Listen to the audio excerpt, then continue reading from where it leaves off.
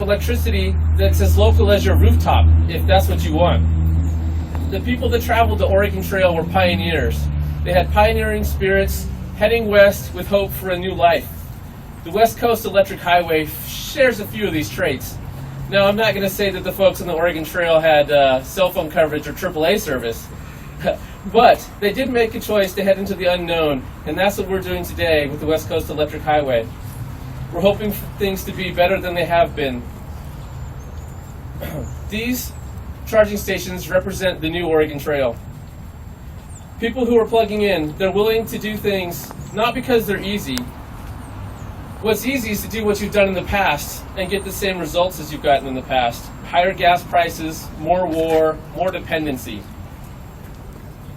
There are some people that will look at these stations and see their limitations. To them I say, this is just the beginning. Would you have looked at the Cascade Range and said, oh, we can't ever find a way through there?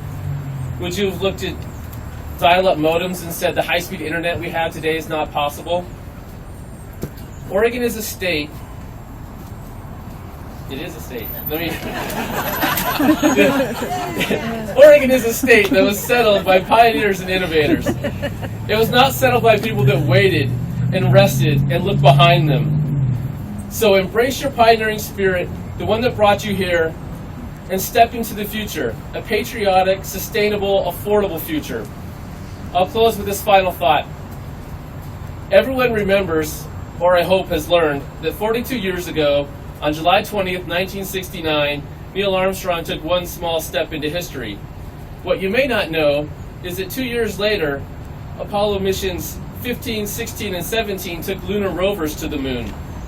And because there's no atmosphere on the moon, those were electric vehicles. This is the 40th anniversary of those lunar rovers being on the moon. That means that for 40 years, 100% of the vehicles on the moon have been electric. Today's event gives the Earth a chance to start catching up. Thank you.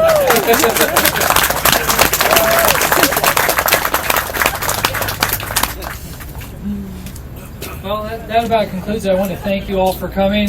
Our City Council Mayor Murphy, our City Manager Laurel Sampson, my boss Martin Siebold. Let's have a round of applause for him.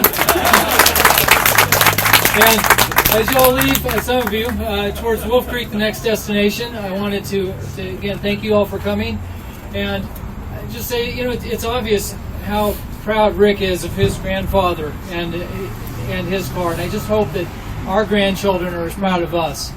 And we've got to start. Let's help our neighbors get that same start. Thank you very, very much, everybody.